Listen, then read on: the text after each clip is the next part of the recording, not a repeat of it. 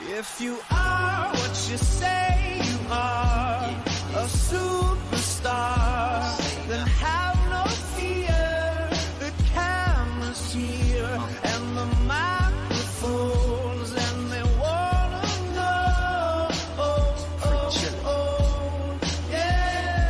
Yeah. A fresh, cool young Lou trying to cash his microphone check 212. Wanna believe my own hype, but it's too untrue. The world brought me to my knees. What if you brung you? Did you improve on the design? Did you do something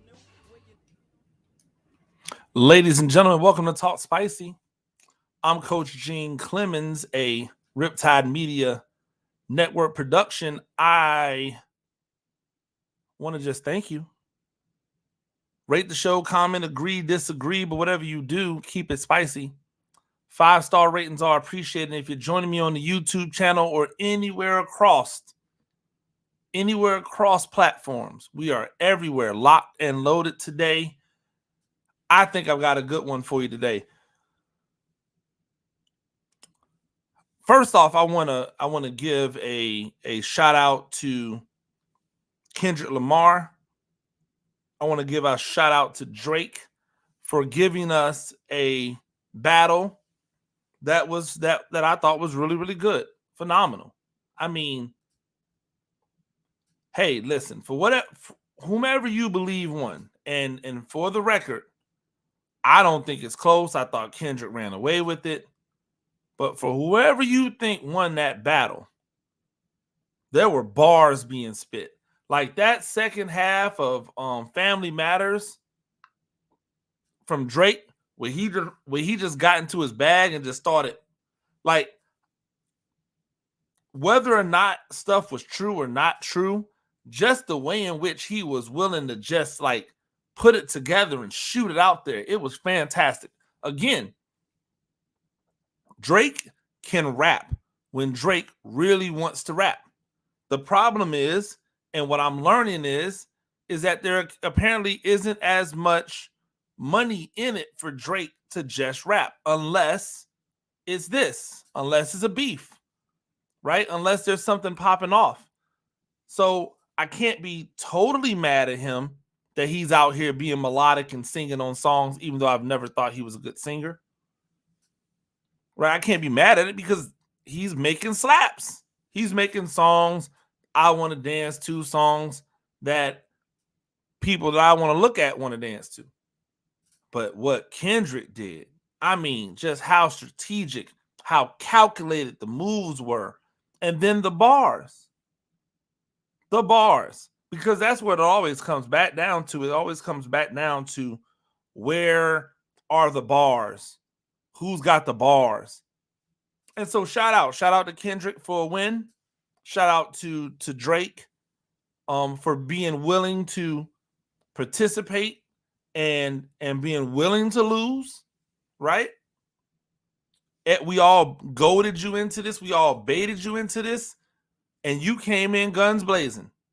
And what I really love about this beef, and what I hope it stays at, is that neither one of these young men or these grown men have been harmed.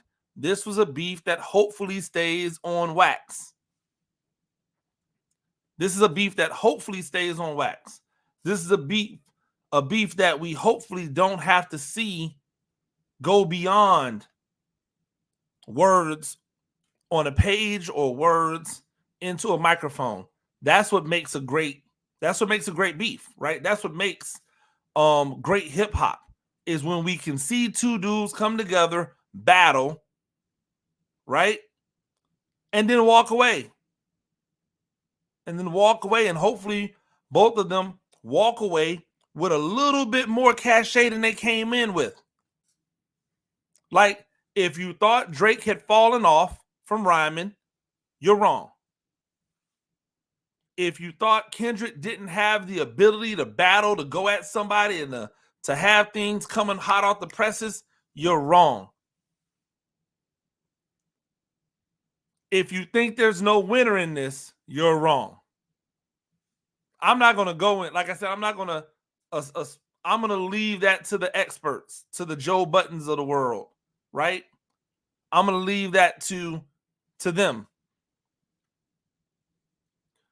I, as a lover of hip hop, I, as someone who has swam in the waters, swam in hip hop waters, either by writing lyrics for rappers or by dropping choruses or hooks on songs for rappers, by using my ear to tell somebody, hey, that doesn't sound right the way you said it, I feel like I have a really good understanding of who won this. And for me, it's not close. But that doesn't mean that I can't just sit back and enjoy the overall, beef and the battle and what we were able to receive. This wasn't like, and no disrespect to Meek Mill, but Meek Mill was never Kendrick Lamar. Drake was always Drake, but Meek Mill was never Kendrick Lamar. And it's no slight to any of the other guys who have tried to punch up and guys who were willing to punch down. It's no shot. But when you get heavyweights willing to go at each other on a song for song basis, oh, beautiful, beautiful. The essence of hip hop right there. That's the essence of hip hop. Hip hop started as battle. It started as my MC is better than your MC. Those DJs coming and spinning and scratching, they were battling each other. And the guy that was talking while the DJ scratched, he was there to control the ceremony. That's why it's called the MC, a master of ceremony. So to watch these two MCs at the highest order get it in, man, it was great. It was great. You know what else is great? The Olympics. The Olympics are coming. I am extremely excited about the Olympics. If anybody knows anything about me, you know that I am an Olympic fanatic. I'm an Olympic fan. And one of the things that I really love about the Olympics, right, is that you get competition that brings together people that would, or factors or entities that wouldn't normally get together, right?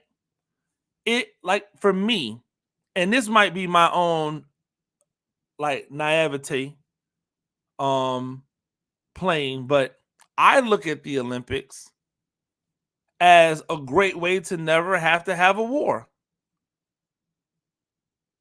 We get to see the battle in the Olympics. We get to see the essence of competition, country versus country, yet everybody gets to go home safe. Like, to me, that's the bomb. That's what it should be. That's how it should be. We got a beef. We settle this in competition. Instead of we settle it in warfare, we settle it in competition. Your best versus our best. And our best is usually going to win. Like, that's what I love. I absolutely love the fact that there are foreign countries out there right now who think that they legitimately have a chance to beat the United States in basketball this year. They're looking at a Tyrese Halliburton on the team, and they're going, that team's not as strong. They are conveniently not looking at Anthony Edwards, because how could you, right? They're looking at, like, if you just think about it this way, Anthony Edwards and the Minnesota Timberwolves played the Phoenix Suns, and in that game, I think Edwards had over 40, 50. KD had a gang of points. I don't remember what it was. Definitely over 30. Devin Booker had over 30, maybe over 40. That's just in one game. It's just in one game. Those three dudes. LeBron James still out here putting up darn near triple doubles at age 39. A guy who understands the international game because he's played it. Anthony Davis, the quintessential new age big, still has the shot blocking prowess and the defensive prowess to hold it down defensively, but provides that extra ability to step out, put the ball on the ground, shoot from deep. We've got Joel Embiid there, which I don't think he will be because he's going to be hurt. I would get him off of there. I'd reach out to Chet Holmgren. Another long big who's proving, oh no, I can play, right? I can play in this league. France is out here thinking they got a chance. Why? Because they got a Victor Wembanyama. Well, the United States, we got a Victor Wembanyama. His name's Chet Holmgren. He shoots better than Wemby. Like, this idea is beautiful to me. Countries believing that they have the chance to beat us in track and field. Right? They have a belief that they can beat us in basketball. Go ahead, dog. They are believing they can beat us in track and field. Hey, listen here. The world, or Americans who then come and root for other countries because that's the country of your forefathers' birth, right? I'm not mad at you. If your dad, your great granddad's Italian, and you want to root for Italy, it's cool. You can't root for both.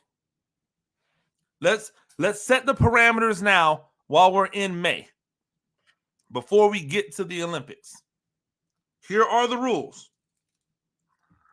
Number one, you either with us now or you're not with us. We'll catch you on the next cycle, right?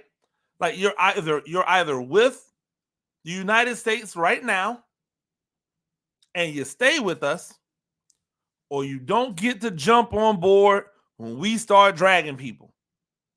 You don't get to celebrate with us when we're dragging people. Oh yeah, I mean, we'll still be fly, we'll still hug you, right? But you don't get to say the chants. You can't root for your country, the United States, and somebody else's country at the same time. Nope, not allowing it. Sorry. If you are rooting for the U.S., which I will be, as much as you might like what France is doing, and you got an auntie, like, French is in your blood, there'll be no rooting for France. I don't care what they do and how well they do it. You are claned up, my friend. You are with us. Or take your hind parts over there. Take your ASS over there. Go be with them, but be with them. And then we'll see you in 4 years. 4 years, we'll let you make the decision again. Maybe you came to your senses. Maybe you want to rock with the squad now. Or maybe you were like, yo, I loved it over there. I'm going to stay over there. And you know what I'm going to say? Congrats to you. Because I love it here. And I love what we do here when it comes to the Olympics.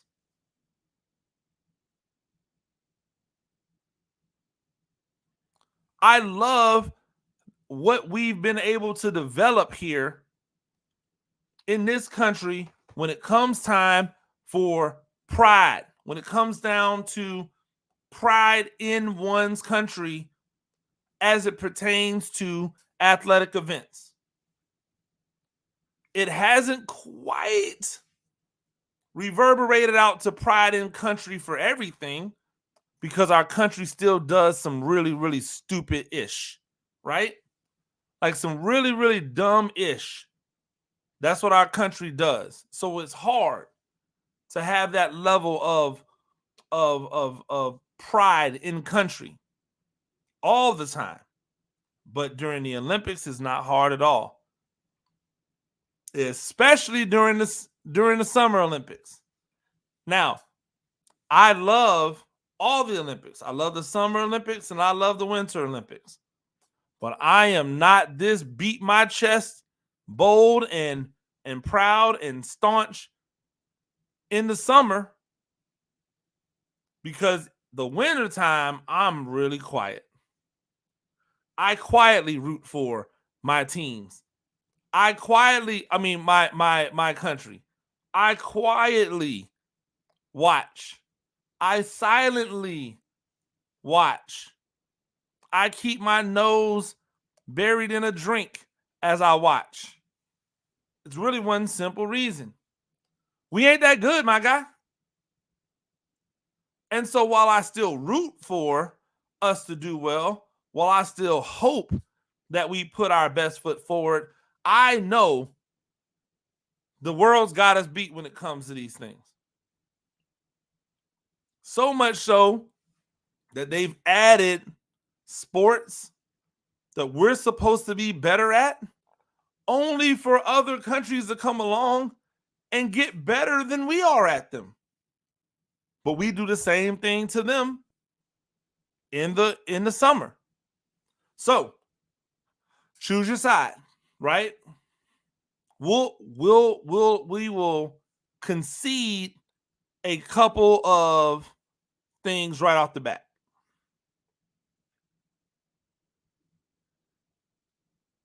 Oh, and this is gonna like pain me to say it, right? This is gonna hurt. Marathon, we concede. 10,000, 5,000, 10,000, we concede. Right? We concede. We're not beating you dudes. We're not beating you girls, especially. The 5,000, I can't concede. Even though I want to, I can't concede. Because I keep holding out the hope, right? That it's somebody's time. 3,200 or 3,000, or I can't concede because I keep seeing it might be somebody's time. And I can't concede it and then have to sit back and be grumpy faced if one of my countrymen win it. So I don't want to do that. I don't want to have to deal with it. Everything else, we are coming for your head. Hey, listen, and this is how braggadocious I am with it. Some of y'all got athletes out there competing, especially in track and field, that your country didn't have a darn thing to do with making them who they are. Jasmine Camacho Quinn was born, raised, and trained in the United States. Still does. Now, again, I ain't mad that she is representing Puerto Rico, but I'm sorry. That's a win for us. She's an American. Mondo Duplantis, the world record holder in the pole vault, was born in the States, raised in the States, went to college in the States at LSU, has family members who went to college in the States, but he represents another country. I ain't mad. You're getting all the resources that they have over there. But come on, Mondo. That's a win for us. You may not agree, I understand, and I wouldn't even argue over it. I just tip the beer or tip the drink and go, hey, it is what it is. We've got so much talent, especially in the running events, especially in swimming. Although the country gives us a run in swimming, they give us a go in swimming. But in this track and field, my people, we are on your head, world. If they did, they really need to do like a legit high-level USA versus the world. I like us. Line up all the events. USA versus the world. I like us. Shot put, we here. Discus, we here. Hammer throw, we around. Long jump, we around. High jump, we in the building. Triple jump, we here. 100 dominating. 200 dominating. Now, in the women's, the 1 and 2 might get a little tricky because them Jamaican girls are phenomenal. Those queens are fantastic. I still like us. 4x1 fully loaded, we Gucci. 4x4 fully loaded, we Gucci. Mixed 4x4, we've been out here setting championship records with a B, maybe even a C team. Don't get me started on the hurdles. What you want? 110s? 400s? You want the 800? Olympic champion. Not even in her prime yet. Like, we are here. We are here. And I'm talking all the noise, respectfully. I'm beating all the chest, respectfully. I don't have to be proud about everything that this country does, but that doesn't mean I can't be proud about some things. And one of the things is our athletic prowess. When it means more, right? When it means more, you do better. Why is Germany really, really good at soccer? Why is Brazil really, really good at soccer? It means more. When it means more to us to be really, really good at soccer, we'll be better at soccer. Why is our women so good at soccer? Why are the women so good at soccer and the men not so good?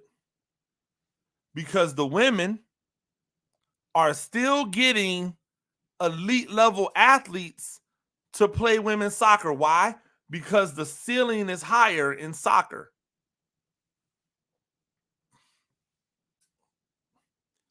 Most of those basketball players, they were never going to be soccer athletes anyway. They were going to get too tall, too weird, too awkward, right? But even in basketball, do you want your girl to be a basketball player or do you want them to be a soccer player? Which one gets more national and international notoriety? I would argue soccer. Now, flip it. In the United States, your men don't get nearly as much notoriety. And so a lot of the people will say, oh, well, basketball or baseball or football. But if they understood money, they would say soccer. And the moment we, as a state, as a country, begin to understand the astronomical, like gross national products of small countries, types of money that's getting doled out to these athletes, you know what we're going to do? We're going to start putting more of our kids, our elite level kids, in soccer. We're going to we're going to breed and we're going to develop their love for soccer at an early age. That's what happens. We breed, we develop their love at an early age, and it carries them throughout. So yeah, I'm excited. Every time there's a track meet on, I'm watching it. Anytime there's a swim meet on, I'm watching it. I'm about this thing. I can't wait to see what the men's and women's basketball team do to these other countries. Can't lie to you though. Kind of don't want to see Caitlin Clark on this team. And I say that while also simultaneously saying that if I was USA Basketball, there is no way that I don't find a way to put Caitlin Clark on this basketball team. She is hot as fish grease. But I also would not leave the Bayou Barbie off it. Right? If I'm putting Magic on it, I'm putting Bird on it. If I'm putting Bird on it, I'm putting Magic on it. I'm not getting off of this. It's not going away. The WNBA has done some things. And they're getting some things right. But this is one they cannot afford to get wrong. We'll talk about it more when we come back. This is Talk Spicy on the Riptide Media Network. Right now, our country feels divided, but there's a place where people are coming together. I gotta tell you, I was nervous to talk to someone so different than me. Me too, but I'm glad we are. Love Has No Labels and One Small Step are helping people with different political views, beliefs, and life experiences come together through conversation, and it feels good. Wow, your story is so... Interesting? Yeah. When people actually sit down, talk, and listen to one another, they can break down boundaries and connect as human beings. At lovehasnolabels.com/onesmallstep, you can listen to amazing, life-changing conversations and find simple tools to start a conversation of your own. I know one thing. This conversation gives me hope. It gives me a lot of hope, too.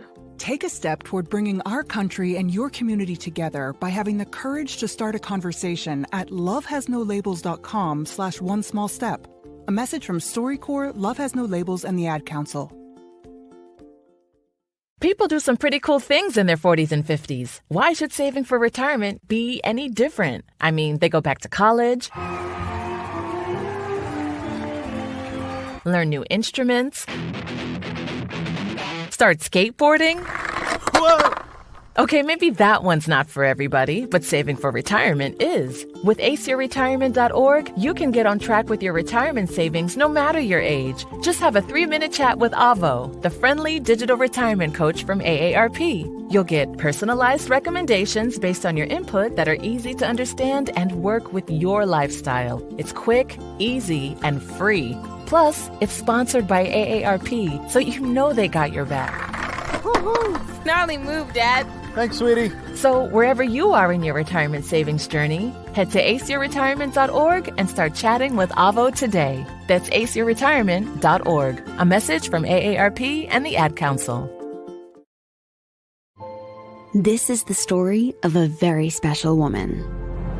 In a matter of seconds, she turned herself into a great mathematician or an entrepreneur. Her knowledge was limitless and still is. She could also make monsters disappear, especially those that lurked in the shadows under the bed.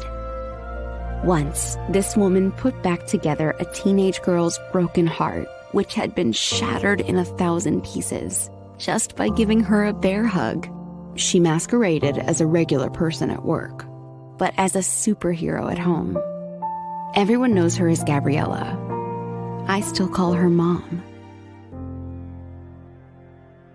Your hero needs you now, and AARP is here to help. Find the care guides you need to help, complete with tips and resources at aarp.org/caregiving. A public service announcement brought to you by AARP and the Ad Council. Ladies and gentlemen, welcome back to Talk Spicy, Riptide Media Networks. I'm Coach Gene Clemens.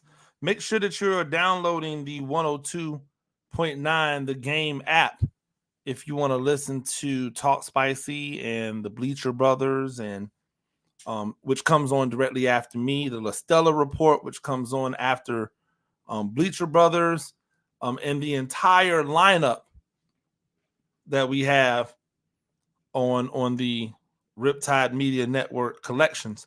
I wanna get back to this. It was announced, Adidas did a really cool thing. They announced that after 16 years of them being in a partnership with Candace Parker as an Adidas representative, that they were making her the president of Adidas women's basketball. The quote says, "This new leadership role symbolizes a shared commitment to making impactful change and setting new benchmarks for the future of women's sports. It's about fostering a movement focused on representation, access, and innovation." What does any of that mean? First, I want to say, like, shout out to Adidas. Like, congratulations. This is a smart move. This is a smooth move.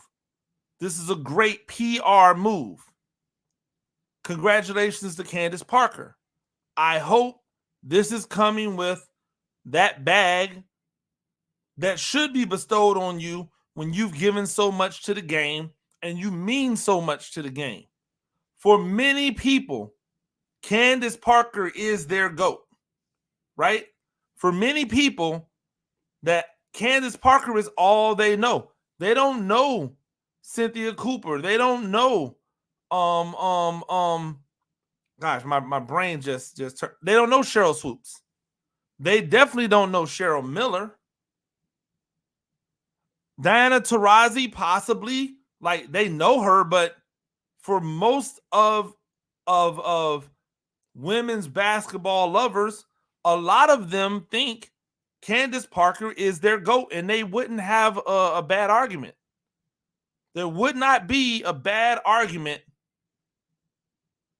to say Candace Parker GOAT, right?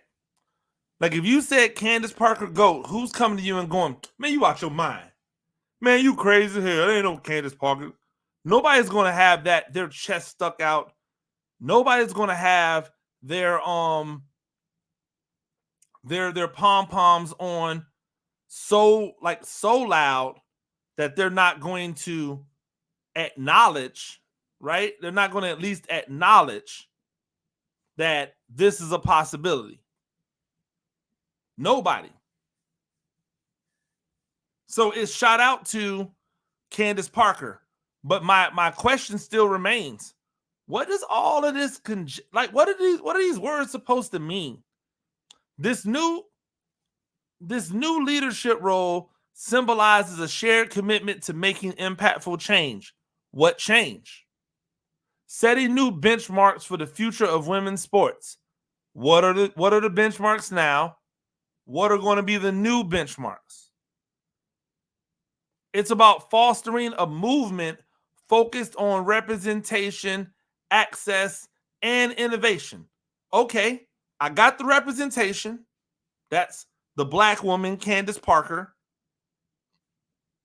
I got I think I got the access because the Black woman is now on the inside. I think just because she's been named president of Adidas women's basketball, nobody has said what she's actually going to be in charge of the decision making on. I want to know what it is she gets to say yes to, or she gets to bring to the table and go, "This is what we're doing." I said earlier that I hope this isn't a figurehead position. That I want Candace Parker to have a role where she is not just somebody that they picked to be a face of something that they were not really like rocking with. You know what I'm saying? Like, I don't want to see that. I don't need to see that.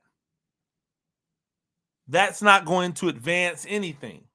That's not going to move anything forward. I want to see her get in there and shake stuff up. I want to see her go, and right now, who's a signature Adidas athlete? What's it going to take to get that signature Adidas athlete, that person that is synonymous with Adidas and the movements that they're making? I need to see her go and put Juju Watkins in some shoes right now. I need to see her put rising sophomore Juju Watkins in a pair of sneakers. And I don't need to see her put her in a pair of Adidas and just go, okay, cool. No. I want to see her put her in a signature pair of sneakers. If the movement is real, right? If the access is real, if the innovation is real, why start at the stars that are already established? Hey, as much as I'd like to see Asia Wilson get a signature shoe, she's under contract. Now, if there's a way you can steal her away from Nike and put a signature shoe on her, do it. If not, go young. Get the stars of tomorrow in the sport and at the level where it's super hot. I don't know if Flaugier has a shoe deal, but I would assume that she has. But if she doesn't, Adidas needs to have a shoe deal with Flaugier. And she's going to rap about it. And that's going to be on the commercial. And it'll be like the new Jadakiss Iverson commercial. Because I think those two girls are out of here. Flaugier is going to be a junior. You saw the growth from her freshman to her sophomore year. She can see the future like Cleo the Psychic. She knows that if she gets on top of her game even more, it's a wrap for these chicks. Athleticism, check. Handles, check. Playmaking ability, check. Now let's get even more consistent on the outside jumper. Now let's make that thing wet. Make it wet. Make it water. Right? You might be talking about a girl. I'm talking about the jump shot, baby.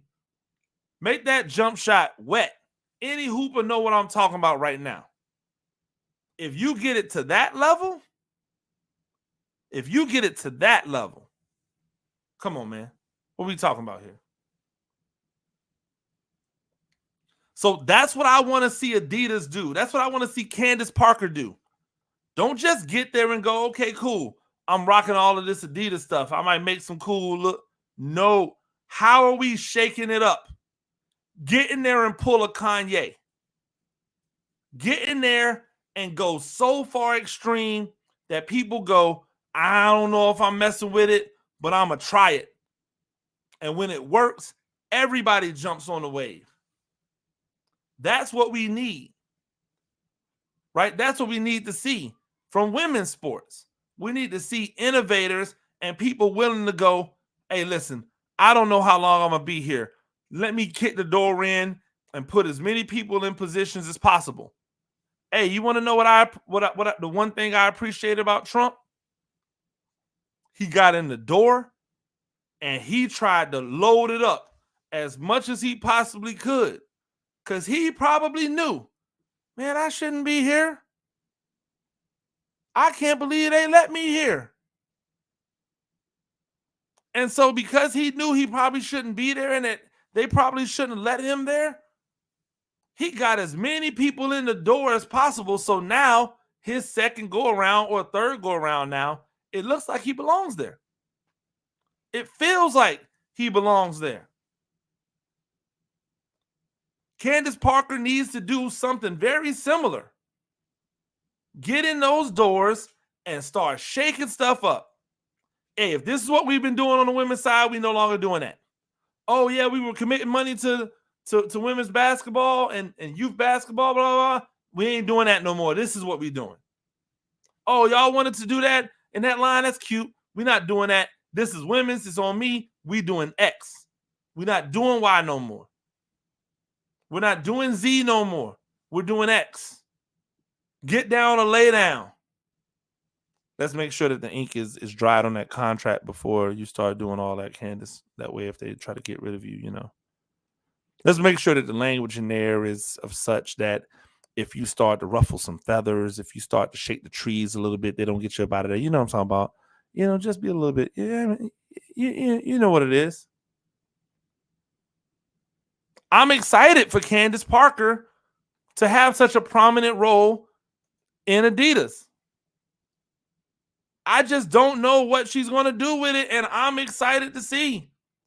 And I'm hopeful, right? I'm hopeful that ain't no BS.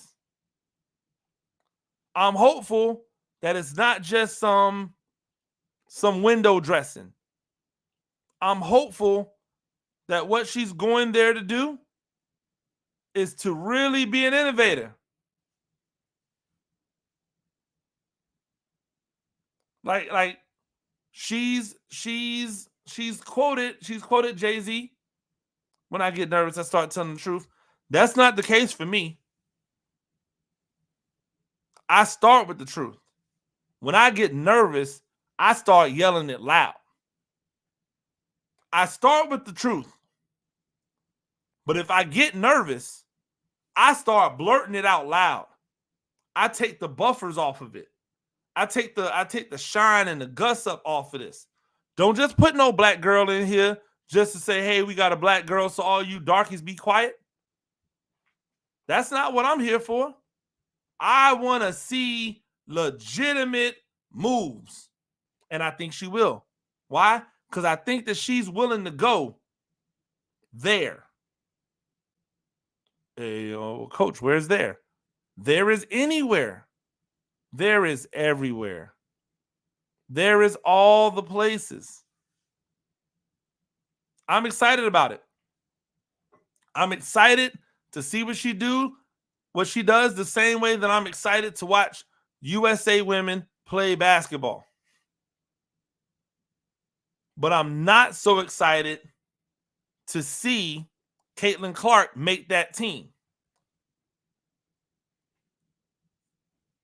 Again, I'm conflicted because I'm speaking from somebody not in charge of USA basketball, because they've made a bunch of moves. Matter of fact, USA basketball, USA soccer, or the U.S. women's national team, soccer team, they both made moves that I'm not fans of. I think that they've hung on to stars way too long, one cycle too long, in basketball cases, maybe 2-3 cycles too long. And as a result, they have passed over talent, normally talent that look like me. I still can't believe that time where Candace Parker was the best player in the world. The best women's basketball player in the world. And Gino Auriemma had her coming off the bench and had a bunch of UConn girls out there. Not one of them was better than her. Maya Moore included at that time. If my numbers line up, Candace Parker was the best basketball player in the world, hands down, bar none. And they had her coming off the bench. Then, I believe it was the next cycle. I could be wrong. It might be 2 cycles. They left her off the team after allowing other more aged players to continue to make this team. They left her off the team. She went out there and won an MVP. Never even remotely tried to be on the USA team after that. Why would she? Why would she? Some of y'all are out there going, man, coach, you don't know what you're talking about. They ain't leaving no Candace Parker off the team. I guarantee you, I remember, and now I'm on the internet looking it up.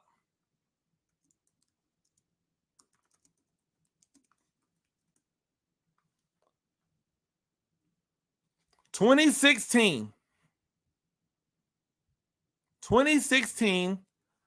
USA Basketball left Candace Parker off the team. I believe it was 2012 where she was the best, the unquestioned best, right? And was left off. After that, never even tried again. It's been 2 different cycles, 2020, 2024. Never even tried again. Why would you? Right? Why would you?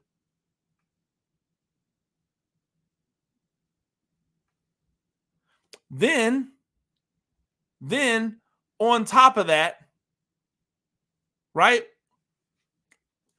Nneka Ogwumike, one of the best NBA players, WNBA players over the last 10 years, got snubbed in 2020. Got snubbed in 2016. Got snubbed in 2020. Then tried to petition to play for her home team and got blocked. Why? Because she's been a part of the USA program. Meanwhile, we've had to watch old woman Diana Taurasi, right? And we had to watch old woman Sue Bird make Olympic team after Olympic team after Olympic team with all of this young, fly, really, really talented ladies out here to help grow the game. So my question becomes to you, listener, how do you grow the game if you only ever show them the old guard? See, I thought that they were holding on to the Lisa Leslies and the Rebecca Lobos too long. Maybe not Rebecca Lobo, but definitely Lisa Leslie. And again, it's not because they're not good. It's not because they're not great. I believe it was Teresa Edwards that made the team a ton, even though she was well past her prime. Meanwhile, there were other women in their prime not making it. USA Basketball has done this a lot. USA Basketball has run out the names, right? They've continued to run out the household names. And as a result, they haven't leaned into building up the new crop. So I say all of that. I give all that story, all that soliloquy to say there is precedent for Caitlin Clark to not be on this team. No one should bat an eye at Caitlin Clark not being on this team just based off of the way that other stars have been treated in the past when it comes to USA Basketball. But as a business, as a sport that is looking to grow, it makes 0 sense, right? Why you would not put Angel Reese and Caitlin Clark on this USA team. You can put your 10 veterans and then the 2 rookies. Number 1, you need to introduce young blood. Number 2, this is the hottest blood that's ever come into the WNBA. Again, we don't have to say that one is Magic and one is Bird. We don't have to give them that level. But the cachet of the rivalry in college trickling over into the pros, both of them going to prominent Midwestern cities.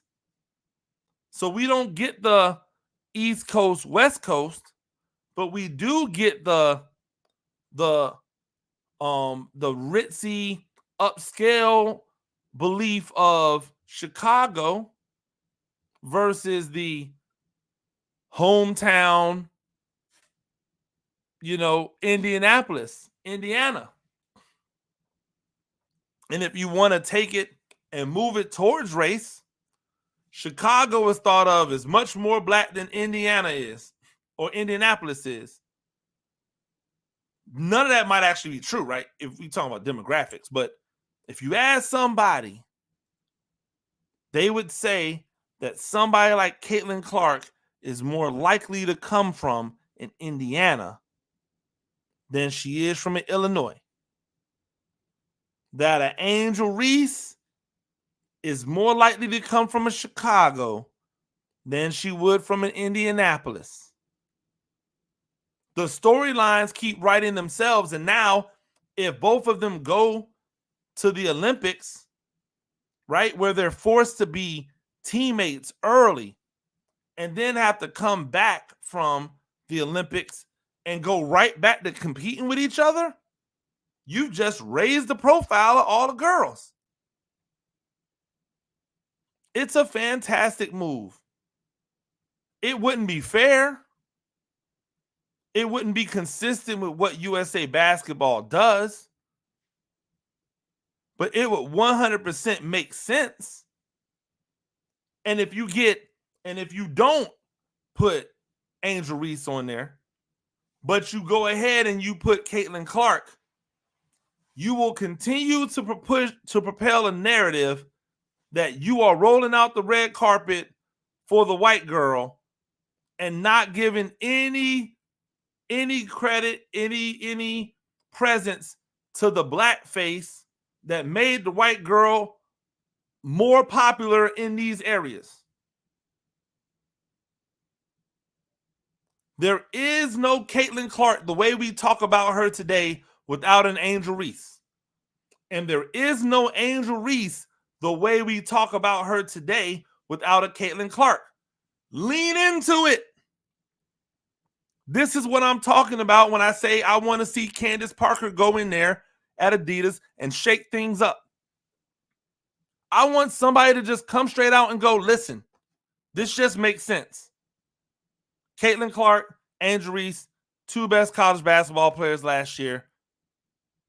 Natural rivals. The two faces of women's college basketball last year are now going to be the two faces of the WNBA and of our national team for the next 2 to 3 cycles.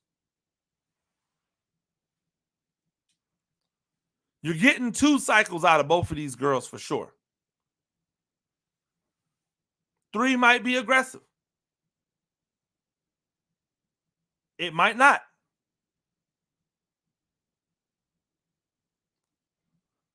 I just think this is the perfect time to do things that is going to change the trajectory of the women's game. I also am wondering what happened to the Obumakays and to Williams and Arike Ogunbowale. Like, what happened to all of these ladies playing for Nigeria? You made all of these black women who are first generation Nigerians, right? Like Nigerian Americans, excuse me. Like their parents were born in Nigeria. They don't make the United States team for whatever reason. Depth, politics, who knows? If you're truly trying to grow the women's game, why are you holding them back from participating for Nigeria? Because with that handful of girls on that team, they have a chance to win a medal. They probably still don't beat Team USA. They probably still don't. But they have a chance to win a medal. And talk about growing and expanding the game. Look at how many Nigerian American women are in the WNBA. Look at how many Nigerian American women or just Nigerian women are playing basketball. This is a market that you could tap into that could be beneficial for the growth of the women's game. And yet, I haven't seen a word. Makes me feel like it was all a publicity stunt. Or maybe the rulings came down that told them, oh, well, even if you tried in 2024, you're not going to be able to make it. But why is Nneka Ogwumike and Chineye Ogwumike and Arika Ogunbowale and I think it's Erica Williams? I forget the first name. I think it's Erica Williams. It might be another Williams. I apologize ahead of time. Why are they and all of the Nigerian-born or Nigerian descendant black women not playing for Nigeria?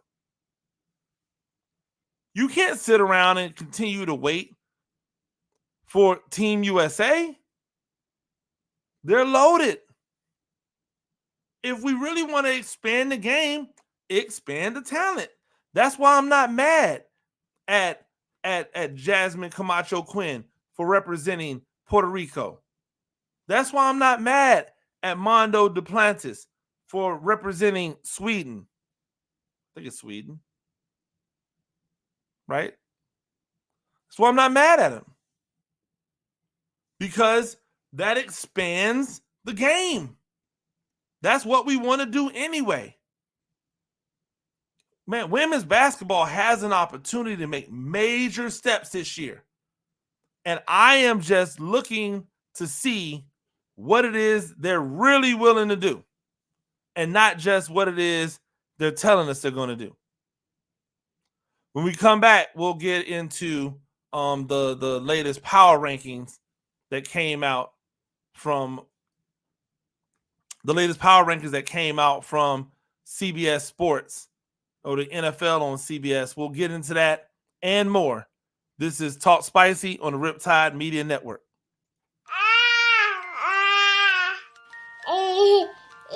To some people, the sound of a baby babbling doesn't mean much. But that's not necessarily true. By 6 months, they're combining vowels and consonants. By 9 months, they're trying out different kinds of sounds. And by 12 months, their babbling is beginning to take on some meaning. Especially if there's no babbling at all. Little to no babbling by 12 months or later is just one of the possible signs of autism in children. Early screening and intervention can make a lifetime of difference and unlock a world of possibilities. Take the first step at autismspeaks.org. A public service announcement brought to you by Autism Speaks and the Ad Council. The following is made possible by Dad. Why was the basketball court all wet? Because the players kept dribbling all over it. The dad joke. Corny, grown-worthy, but also one of the simplest ways to share a moment with your kids. Why do you have to be careful when it's raining cats and dogs? Because you might step in a poodle. And kids that spend more time with their dads grow up to be smarter, more successful. Can I tell you a cat joke? Just kidding. And with any luck, funnier adults. Why didn't the skeleton go to the dance? Because he didn't have any body to go with. Dad jokes rule. So take a moment to make a moment and give your kid a laugh. It's as easy as going to fatherhood.gov. Brought to you by the U.S. Department of Health and Human Services and the Ad Council. That's really funny. Okay, men. This is your time. Maybe you didn't choose this, but you're here now. You're gonna go out there and be an all-star caregiver. It's up to you. So what are you gonna do? You're gonna go grocery shopping, cook, clean, be there emotionally and physically. You gotta dig deeper. Drive them to physical therapy, doctor's appointments. Don't you forget about the pharmacy. No, you won't. Because that's what caregivers do. Don't give up. Don't ever give up. This is your time to show the world, your family, and yourself that you're tougher than tough. Now go out there and be the best caregiver this world has ever seen. Caregiving is tougher than tough. Find the care guides you need at aarp.org/caregiving. A public service announcement brought to you by AARP and the Ad Council. Ladies and gentlemen, welcome back to Talk Spicy. I'm Coach Gene Clemens, Riptide Media Network, and the 102.9 The Game app. Make sure you download that app. Also, if you're not, this is the perfect opportunity to follow me on all social media at Gene Clemens. That is on X, where you are likely watching now, on Instagram, where I have not been as active, but I promise you, I have got stuff in the tuck. I have got content coming. And when I tell you, you're not going to want to miss it, you're definitely not going to want to miss it. At Gene Clemens on TikTok, on Twitch, everywhere that you possibly can find places, and at Coach Gene Clemens, the YouTube channel. Make sure you subscribe over there. CBS Sports, or the NFL on CBS, released the QB power rankings, and I noticed that it's very small because it gives some attribution. And I think attribution is important, right? I think attribution is important because I want to know who's saying what, right? Like, I want to know who's out here saying what. And so on here it says, according to Cody Benjamin, and you have to like really get in. I'm gonna try to find this and put it up on the screen so you guys can see, you know, what I see. Because I thought it was interesting, just the rankings itself, but then I actually thought it was interesting that the attribute they were attributing it to someone. I was like, oh, okay, they're giving some attribution here. If we're going to attribute it, I'm willing to, I'm willing to go in. I'm willing to see what I can see. So as you see up here on the board, and I'll try to get it. You know what? It can stay like that. So as you see up here on the board, if you're watching, if not, I'm gonna go through it. The quarterback power rankings, the top 10. Patrick Mahomes, number 1, Brock Purdy, Josh Allen, Joe Burrow, CJ Stroud, Lamar Jackson, Jalen Hurts, Dak Prescott, Justin Herbert, and Jordan Love. So I'm going to break this thing down into 3 categories. The first I'm going to break down into the no-brainers. Like, okay, cool. That makes sense. Perfect. Patrick Mahomes at number 1, no-brainer. Jordan Love, Justin Herbert, Dak Prescott at 8, 9, and 10. Don't have any issue with it. Now, why don't I have issue with Dak Prescott at 8? Because at the end of the day, if you've been in this league as long as he's been in this league, and if you've had the weapons that he's had, and if you've had the road that he has had, you should have done more in the playoffs. Now, do I think it's an exact science? Like, do I just blame him? No. But he's got to take some culpability. So I'm not mad at these, right? The second tier is things that I just start to question. I just question it. Jalen Hurts is 7. Right? He's 7. And Jalen Hurts is 7, while people are ahead of him who he's accomplished more than, or who he's accomplished just as much as, but has performed better than in that spot. He performed better than Joe Burrow in the Super Bowl. I don't care what you people say. I watched the game. He sure as hell outplayed Brock Purdy in the Super Bowl. So I don't know what you're talking about. CJ Stroud hasn't even been to a Super Bowl yet. I don't know how Jalen Hurts is 7 on this list. The last one is, you gotta be kidding me. And if I wasn't on a platform that I'm trying to keep as PG or PG-13 as possible, you gotta be out your effing mind. I looked at this thing and I saw Patrick Mahomes, and the next name I should have saw was Lamar Jackson. Instead, I saw Brock Purdy, Josh Allen, Joe Burrow, and CJ Stroud. Get GTFOH.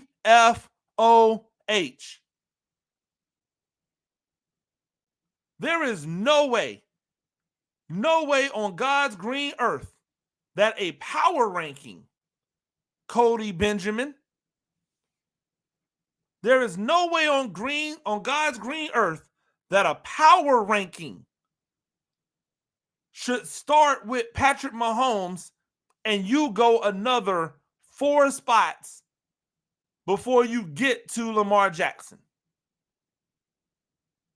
Patrick Mahomes beat Lamar Jackson in the AFC Championship game.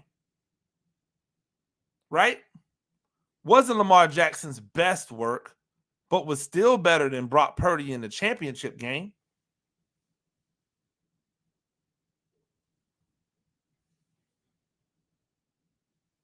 Lamar Jackson still been to a level that Josh Allen is hoping to find.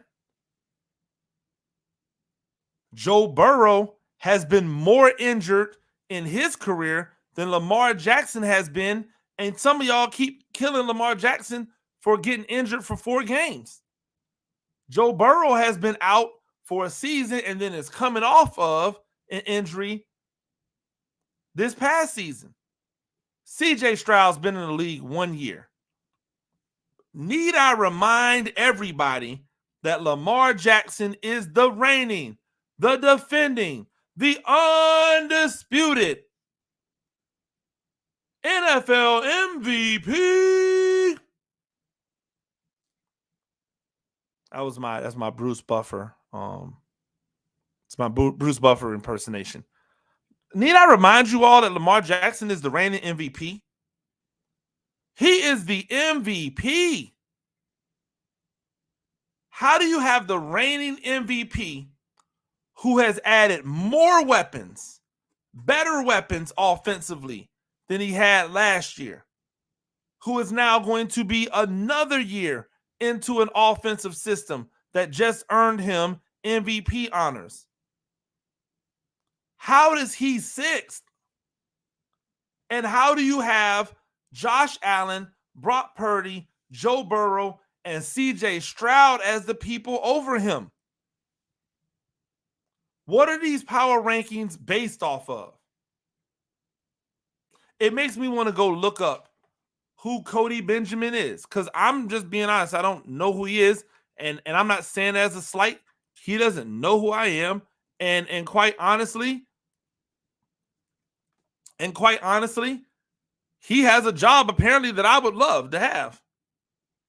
I would love to be the guy writing these types of articles, but I'm not familiar with his work, so I'm saying it not out of hate, or not out of trying to make fun of or trying to take shots at. I'm definitely not.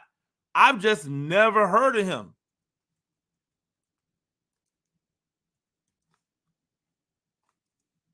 I don't know what his criteria is for this grading, but a quick Twitter search and I see his name in black a lot, but I don't see him, right? I see his name in black a lot, but I don't see a Twitter handle for him. Why is that? Why is it? Like, come on, people, help me understand these things when I'm trying to figure it out. As a journalist, you should be ready to stand by your work, right? They made it clear that this is the power rankings according to Cody Benjamin. And you know why that's very important? Because I have a homeboy over at CBS Sports, right? I got a homeboy over at CBS Sports. You've heard of him. His name is Emory Hunt. And I was ready to get Emory on the phone and go, yo, what in the hell are y'all doing over there? Because I assumed that these quarterback rankings, these power rankings, were based off of a group of people who sat down and talked or sent their rankings in, and it was a compilation. Because why not, right? Your CBS Sports. You have access to all of these football minds. Why not bring them all together? I was gonna hit my boy Brandon Howard up, who does fantasy writing for CBS Sports. Hey man, what y'all doing over here? What's this power ranking? Who put this crap together? I know you ain't put no Brock Purdy and Josh Allen and CJ Stroud and Joe Burrow over no Lamar Jackson. I was ready to, and then I just looked at the fine print. And if you're watching on Twitter or anywhere, YouTube, I want you to notice, I'm gonna make it full screen. I want you to notice where it says, according to Cody Benjamin at. It's this really small writing right up underneath where it says rankings at. It's small enough, right? It's small enough that you're not paying attention to that. All you're paying attention is the power rankings. Your eyes actually focus the power rankings, and you have to unfocus the power rankings in order to focus to Cody Benjamin. But this is what they think. This is how they think. This is how he thinks. Cody Benjamin, who, by the way, to all my homeboys in my Twitter, Instagram group chat, Google the photo. It's exactly what you think. The theory stands, right? Google the photo. The theory stands. That's how you guys who know, you know. There is nothing in the world that tells me I'm taking Brock Purdy over Lamar Jackson. Hey, do this for me. See, let's have some fun now. Because people keep getting mad when you talk bad about Brock Purdy, and then they do stuff like this. They do stuff like put him as number 2. If I'm Josh Allen, I'm going, you got Brock Purdy over me?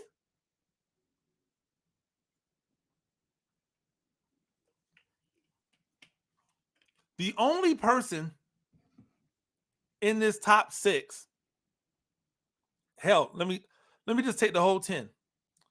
The 10 in the top 10, the people who have no beef about weapons, who have no legit real beef about weapons, receiving or running: San Francisco, Philadelphia, Dallas. No beefs about receiving or running. With the Bengals, actually, I'll put the Bengals in there as well because they had all the receiving talent and then they had a really good back. Other than that, if I'm Josh Allen, I'm saying, yo, give me the 49ers weapons. Watch what I do. If I'm CJ Stroud, I go, oh, you think I'm getting it popping with these dudes? Imagine if I had those guys. Imagine if you switched Brock Purdy and Lamar Jackson. What would happen? Y'all really think that Brock Purdy's ability to get the ball out quick is not going to be able to like happen to Lamar Jackson in that type of offense? Quick one-read offense? get the ball out, throw it right now, offense. Go through your progressions quick in the offense and then tuck it and run it. That's all Brock Purdy was doing. Now you're going to put the best, go through your progressions, tuck it and run it in the game. None of those dudes are looking at Brock Purdy as if he's on their level. They're all looking at Brock Purdy going, he's in a great situation. Not one of the people on this power rankings in the top 10 are looking at Brock Purdy and going, he's better than me. Now, the funny part gets to when you go outside the top 10. Because like my boy Prime said, I got time today. Aaron Rodgers is 11. I don't necessarily have a beef because I think after the top 10, trying to rank people is really like foolhardy. You either have it or you don't. You're either the elite or you're the rest. Correct? But here's some things that I just find wildly insulting. Wildly insulting. Right?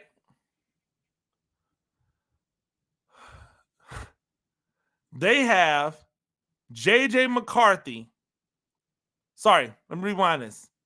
Cody Benjamin has Caleb Williams as 23rd.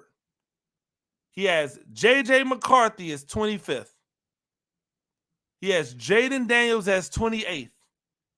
And Bo Nix as 30th. And none of them have played a down of football. None of them have played one down of NFL football, and he has them in the power rankings ahead of guys like Anthony Richardson, who looked like Rookie of the Year before he got hurt. Derek Carr, who's not great, but he's a veteran. He's going to be able to step in and get it done. Jacoby Brissett, who every time he's been given an opportunity to start, he's been good. Gardner Minshew, who's coming off of maybe his best season ever. And Bryce Young, who just went through one of the most tumultuous rookie years ever, but still held his own. And Daniel Jones, who I don't care how much you don't like him. I don't care how much I don't like him. He ain't no 32nd best quarterback in this league. No way you can put any of those rookies ahead of him. Hell, it's actually disrespectful to put Derek Carr ahead of him.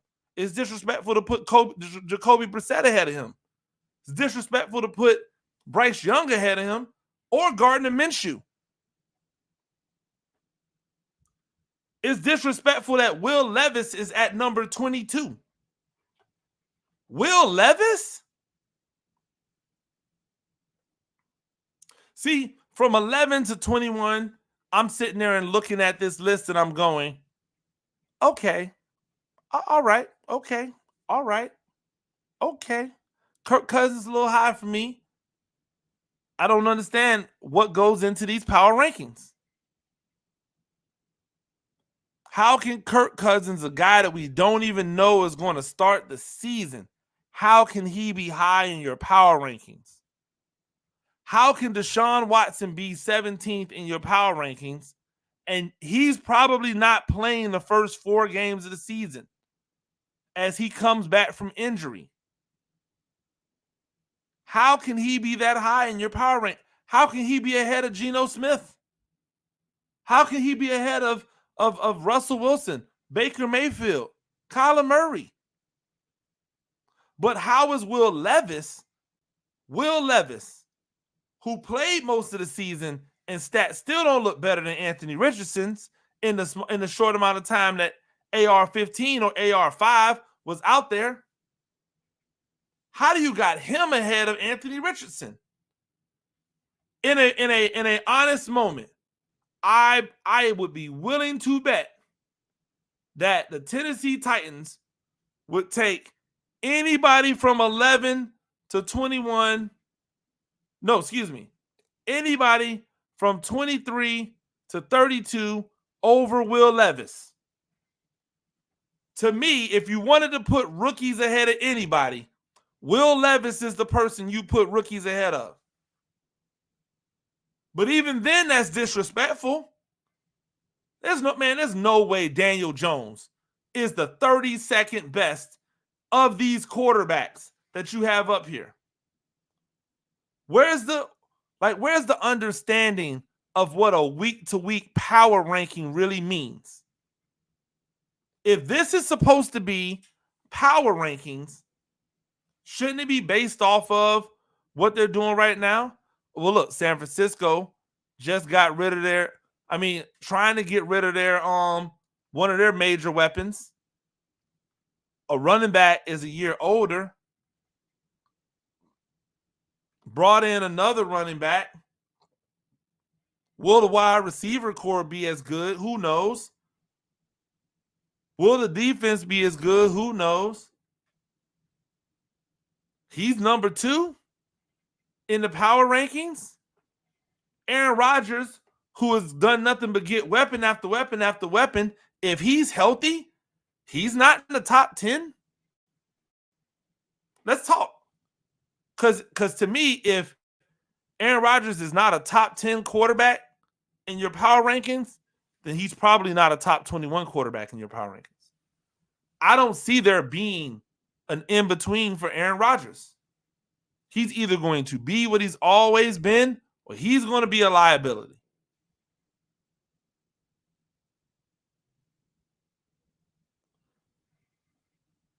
Matthew Stafford coming off yet another season where he's had injuries. He's already old. He's only getting older. Trevor Lawrence at 15, even though, what has he done? His one playoff berth turned into a nightmare. Then the next year, they underachieved. But I thought it was all the head coach from Florida's fault. I thought it was all the former head coach from Ohio State's fault. I thought that's why the Jaguars have been terrible for as long as they've been terrible. That's why it took a miracle for them to get into the playoffs not last year, the year before last. Like, I thought it was all his fault. Man, coach, that's a crazy hill to die on. Defending Urban Meyer. Who said I was defending him? I'm just giving you facts. Y'all told us Urban Meyer didn't know what he was talking about. Urban Meyer didn't know what he was doing. You told us that a guy who has had success everywhere he's been ever. Y'all told us that he ain't know what he was doing. That he ain't know what to do. And now, 3 years after, is it 3? 3 years after Trevor Lawrence was taken, some of his best moves, Travis Etienne, y'all didn't like that move when he made it. Now y'all like Etienne's the bomb. Trevor Lawrence was supposed to be Peyton Manning Luck or Peyton Andrew Luck or Andrew Manning, right? Like, that's who he was supposed to be. The perfect combination between the statuesque pocket passer and the guy who can use his legs to get it all. And since that time, since his freshman year when he took over, he has not improved. He's the same dude. How is he 15? How is he 15?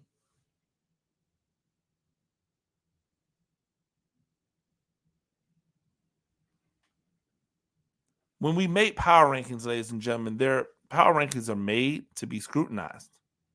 Any type of ranking that you do is made to be scrutinized. Any type of mock draft that you do is meant to be scrutinized. Don't run for cover. Don't look for plea bargains. Don't look for pity. Don't paint yourself as the victim. Stand in it.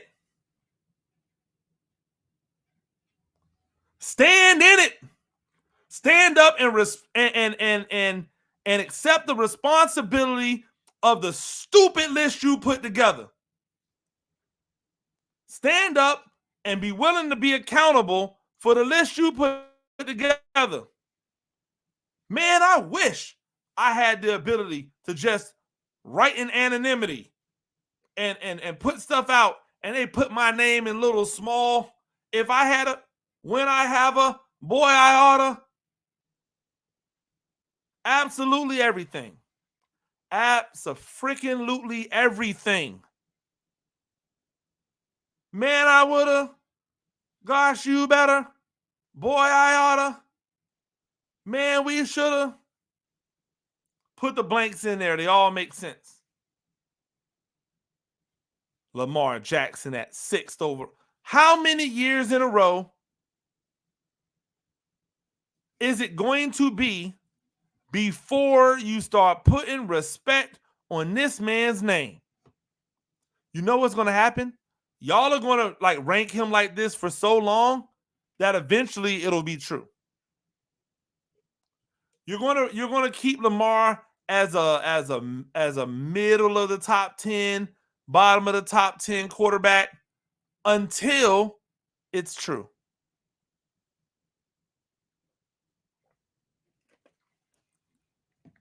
People went from completely valuing him in fantasy to only valuing him at his actual worth to now undervaluing him again. He just keeps getting better. I can't understand it. It makes no sense to me. I can't quite grasp why the world of football, whether it is like real football, whether it is fantasy football, evaluations, why we all can't come to the consensus that we've seemed to come to when we're talking about quarterbacks. We've all seemed to accept the fact that Patrick Mahomes is him, that he's the man. We no longer have the debate. Patrick Mahomes is the dude. We somehow still are wondering why you can't say the same about who's number 2 and who's been number 2 for quite some time now. I don't know, maybe since he came into the league.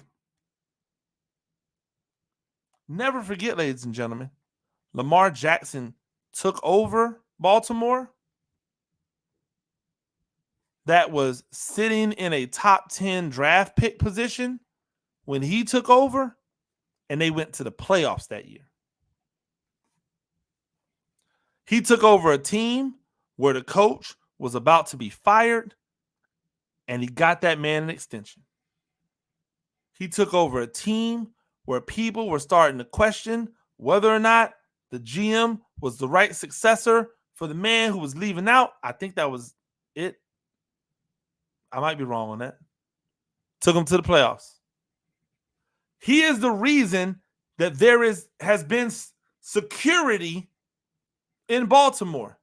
He's also the reason why all of those dudes were able to leave and go get jobs in the coaching staff. He's the reason why the defensive coordinator is gone. Wait a minute. How can he be the reason that the defensive coordinator is gone? You don't have to play a whole lot of like really tough under the gun defense when you got a lead and a run game and a quarterback who knows how to manipulate the clock. Ta-da! My defense is going to look better if my offense looks great. Ta-da! Can't believe they got this. Just the audacity. I don't know who this dude is. But whoever Cody Benjamin is, ladies and gentlemen, if you know him, ask him, would he be willing to come on the show Ask him if he'd be willing to come on the show and just give an explanation on why he has these other quarterbacks ranked ahead of Lamar Jackson. I'd love to know it. I'd love to hear it. If you get the word, you can let me know. Because I don't understand it. I don't understand it at all. Right? I went to his ranks. It says, let's give the kid the respect he deserves. 2 seasons, 2 NFC title games, 1 valiant Super Bowl effort. Does he have a sterling setup in San Francisco? Yes. Does he operate like a 10-year vet? Managing the pocket as both an efficient and mobile gunslinger? Also, yep. But here's what he says about Lamar. His return to elite form in 2023 ended with a relative whimper, but that doesn't change the fact he remains one of the league's toughest players to defend on a down-to-down basis. Dual-threat home runs are effortless to him. Derrick Henry should aid on the ground too. What? Returned to elite form? The only difference in what he's done in his MVP seasons versus seasons, that's 2, that he didn't do in the other seasons was stay healthy. That's it. That's the only thing he didn't do. If he stays healthy in the other seasons that are not his MVP seasons, then he has similar numbers. So what is there to return to? It's like you people don't know what extrapolate means. Man, that list had me mad when I saw it roll across the timer. Ladies and gentlemen, we come back. We're going to finish this thing out the right way. It's Talk Spicy on the Riptide Media Network. Adopt US Kids presents What to Expect When You're Expecting. A teenager. Learning the lingo. Today I'm going to help parents translate teen slang. Now, when a teen says something is on fleek, it's exactly like saying, that's rad. It simply means that something is awesome or cool. Another one is totes. It's exactly like saying, totally, just shorter. As in, I totes love going to the mall with Becca. Another word you might hear is jelly. Jelly is a shorter, better way to say jealous. As in, Chloe, I am like so jelly of your unicorn phone case. You don't have to speak teen to be a perfect parent. Thousands of teens in foster care will think you're, rad just the same. To learn more, visit adoptuskids.org. A public service announcement brought to you by the U.S. Department of Health and Human Services, Adopt U.S. Kids, and the Ad Council. This is the story of a very special woman. In a matter of seconds, she turned herself into a great mathematician or an entrepreneur. Her knowledge was limitless and still is.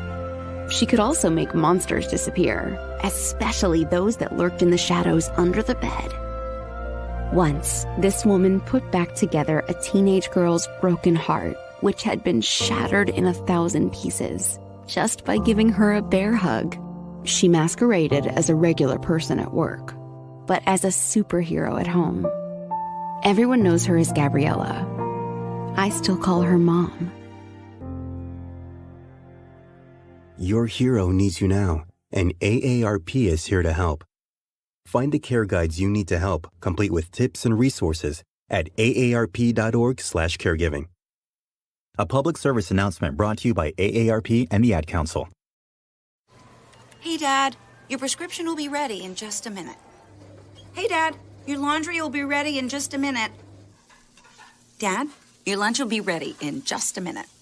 Hey, honey, why don't you take a minute? When you help care for a loved one, you give them as much time as you can, making sure they're safe and comfortable. But it's just as important that you take some time for yourself. At AARP, we can help with information and useful tips on how you can maintain a healthy life balance, care for your own physical and mental well-being, and manage the challenges of caring for a loved one. Because the better care you take of yourself, the better care you can provide for your loved one. Thanks, Dad. Thank you. You're there for them. We're here for you. Find free care guides to support you and your loved one at aarp.org/caregiving. That's aarp.org/caregiving. A public service announcement brought to you by AARP and the Ad Council. Ladies and gentlemen, welcome back to Talk Spicy. Coach Gene Clemens, Riptide Media Network. Looking at some scores around the sports landscape, the Oakland Athletics or the Las Vegas Athletics or whatever they're supposed to be out there on the West Coast. The Athletics lead the Rangers 9-4, bottom of the seventh. Chris Wynn in pitching right now. Langler is up to bat. Some finals from Major League Baseball earlier today. The Dodgers defeated the Mets 3-1. Stone gets the win. The Padres defeat the Cubs 3-0. The Royals defeat the Brewers 6-4. The Guardians over the Tigers 5-4. The Blue Jays over the Phillies 5-3. And the Angels over the Pirates 5-4. We also got word that the Pirates are planning on bringing up their phenom, Skeen, Paul Skeen, or Skeens. I'm not exactly sure how it's pronounced, but they're planning to bring him up. So relief in the pitching department coming soon for the Pirates.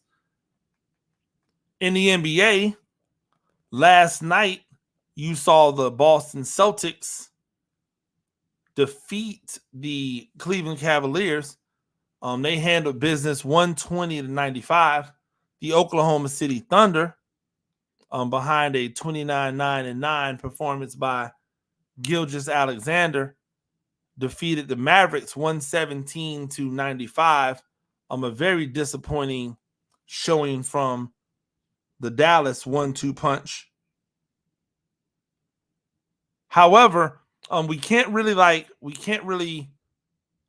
put them to bed and say, oh my God, they're going to be bad now, because we know what they were able to come back and do versus the Clippers. So we'll see. But out in the West, young guns getting it done, right? The Timberwolves led by Anthony Edwards and the Thunder led by Shai Gilgeous-Alexander. I'll tell you what, though, that while I don't think they can beat us, meaning the U.S., that France team, boy, ooh, baby. We might have to get them now before they get a few more seasons under their belt. That's for damn sure. Them boys are coming. Tonight, NBA action, the Pacers and the Knicks are a solo affair tonight. That game gets started at 8 p.m. on TNT. The Pacers at the Knicks. The Knicks looking to extend their series lead to 2-0. Jalen Brunson looking to put on yet another fantastic performance. Tyrese Halliburton looking to come out of witness protection. Hey, somebody the other day was asking me, oh man, why are you so hard on Halliburton? I'm like, how am I hard on Halliburton? Just because I expected him to be as good as everybody was telling me he was. Like, how is that me being hard on him? Like, the players today just don't have the same, I shouldn't just say players, people in general today just don't seem to have the same thick skin as they used to have when it came to criticism. Like, yo, you're not playing well. It is what it is. We don't have to sugarcoat it. We don't have to baby nobody. If you're not playing well, just say, hey, man, oh boy, I'm playing well, and get it over with. Right? Hockey scores. The Rangers 4-3 over the Hurricanes. The Avalanche 4-3 over the Stars. That is in the second round, of the NHL playoffs. Rangers lead that Hurricane series 2-0, and the Avalanche off to a 1-0 start in that. My prize picks yesterday, man, I tell you, the 4 pick that I ended up going with, if you were following along with me, you know we died together, right? We died together, and we died together because Luka Doncic decided he ain't really want to play. Decided he ain't really want to come out and play, right? Donovan Mitchell did his job. He got over his 27.5 points. Shai Gilgeous-Alexander did his job, got over his 40.5 total points, rebounds, and assists. Jason Tatum, fueled by a lot of threes from his teammates, did not get over his 41.5 points, rebounds, and assists. But Luka Doncic didn't even come close. His 52 points, rebounds, and assists, he got 34. That'll do it. That'll kill you. That's all you need to just mess up the mojo, right? That's all you need. There's some good matchups on the board tonight, including WNBA. For those of you who don't know, when it comes to like betting, man, I tell you, I gets it popping with the WNBA, right? I gets it done when it comes to the W. And so I'll be interested to see how the WNBA season starts off. I believe that everybody is gearing up for the regular season, right? Everybody's gearing up for what's coming down the pipe next week. I'm sorry, it's not WNBA this week. It's WNBA next week. My apologies. But we're gearing up for that. We do have some good picks on tonight, right? I'm running back that Jalen Brunson pick. They got him at 37.5 points tonight. I don't know if I'm willing to go 37.5 points, right? I just don't know if I'm willing to give him that much. That's a lot of points on a guy who is the sole focal point of the offense, right? So then it makes you look at some other positions, like what's getting left behind, like what's the market inefficiency if they're putting so many points on Brunson.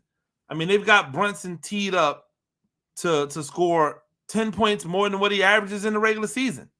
That's a lot, right? That's a lot. And so, like, where do we look at the place where this team gets it done if we're not looking at Jalen Brunson? And the answers are simple, right? Answers are simple. You got to look at, when it comes to the points, you got to look at DiVincenzo and you got to look at Josh Hart.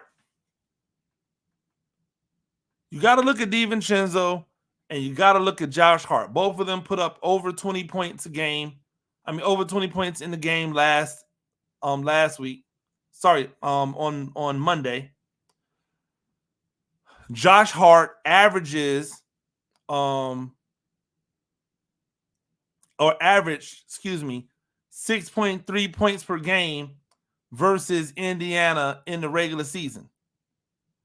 Over the last 10, he's only averaging 12.6. But in the postseason, over the 7 games, he's averaging 18 points a game. What does that say? He has stepped his game up. 24, 16, 18, 20. That's how he's been getting down. But he hasn't just been doing that. He's also been rebounding, and he's also been getting assists. Like, he's been a guy who's done everything. So for me, the market inefficiency isn't in his points.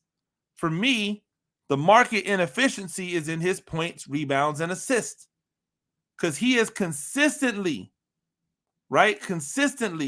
boarded and dished out. Against Philly, he had 13 rebounds. I'm sorry, he had 14 rebounds, 17 rebounds, 9 rebounds. That was the last 3 games versus Philly. 5, 4, and 7 assists. First game against Indiana, 13 rebounds, 8 assists. That's 21 points just in the rebounds and assists. So if you get your 15, you're over your 34.5, and that's what I like.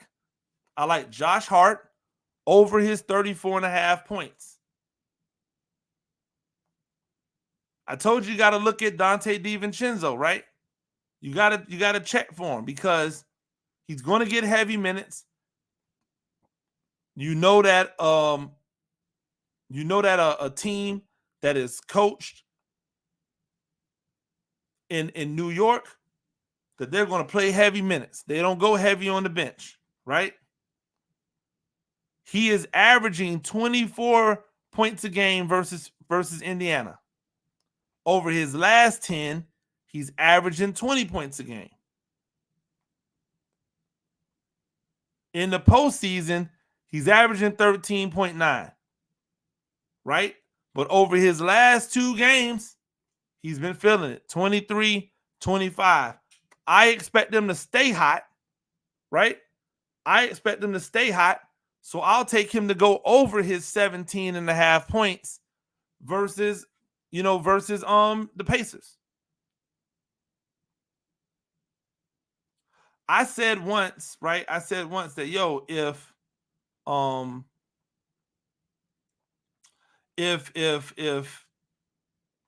now his name is, if Pascal Siakam, right? If Pascal Siakam is your leading scorer, then you got problems, right? That's what I said. If Siakam is the leading scorer, you got problems. That guy can't be your leading scorer. He wasn't the leading scorer. It was Miles Turner, right? It was Miles Turner. And as such, you'll find it hard to find Pascal Siakam anywhere on your single game fantasy for points over. Why is that? Because they know that his number is probably going to be a number easy to obtain. You know what number I'm looking at more, though? I'm more looking at these Halliburton numbers, right? Tyrese Halliburton versus the Knicks this year, right? Versus the Knicks, he's averaged during the regular season 19.7 points, 13.3 assists, right? 4 rebounds. But in his last his last recent series. Let's just take his last recent series, right? His points, rebounds, and assists is 30. In the game to close out Milwaukee, 17, 10, and 6. It goes over 30. 16, 6, and 4. Not over 30. 24, 4, and 4. Barely over 30. 18, 16, and 10. Well over 30. 12, 12, and 4. Not over 30. 9, 8, and 7. Not over 30. Regular season, end of the year, 12, 13, and 2. 19, 12, and 6. You get the point I'm making. Now, will he continue to not shoot the ball like he did versus the Knicks? I don't think so, right? He's going to try to shoot the ball. He has to, right? Will he continue to not rebound well? That's a high probability. Why? Because the boys from New York, they rebound. They rebound well. Right? So while I might look at his points, rebounds, and assists and go, oh, that's tasty. What do I think is more tasty? Is it the points, rebound, and assists going on that? Or is it the points? 16 and a half, it sounds like a number that we can get to. But it's so tricky. It's so weird. Siakam at 20 points. Sounds like a lot, but he's been getting points. It makes you really, really wonder, like, what do I do? Which way do I go? This is the fun of the sport. This is what makes single game fantasy so much fun. It's why I live in the world, because I can sit here and I can do the numbers and I can do the math all day. Right? This is what I live for. Doing the numbers, doing the math all day. Man, that Brunson 37 and a half. I told you he was gonna ball out. I told you he was gonna get points. But boy, 37 and a half. And still I think about it because he had 43 the last game. And if they're going to be successful, it has to come on his back. There's no other way around it. They're going to be successful. It's got to come on his back. Man, it just gets you thinking. What do you do? Right? What do you do? Does TJ McConnell come out and play a really good game like he played last time? Was that an anomaly? 9 for 16 from the field. Was that an anomaly, or can he do that again? Right? What happened to Obi Toppin? What happened? Where'd he go? Right? What did he do? What happened? All these things are just you just questions that you ask yourself when you're trying to think of, how do I want to approach this, right? How do I want to approach this? What do I want to focus on? What do I want to focus on? What do I want is there going to be foul trouble for Indiana today? If the answer to any of these is no, then you gotta like them. I'm gonna go ahead and lock it in for you right now, ladies and gentlemen. Right? I told you I like Josh Hart over his points, rebounds, and assists. I told you I like DiVincenzo over his points. We're gonna take Jalen Brunson to go under the points tonight. Might have 32, 35, just not 37 and a half. Want to take him to go under the points tonight. And we're going to take Tyrese Halliburton to rebound and have a really good game. So we're going to take his points, rebounds, and assists over. So over the 30. So my 4 pick for tonight.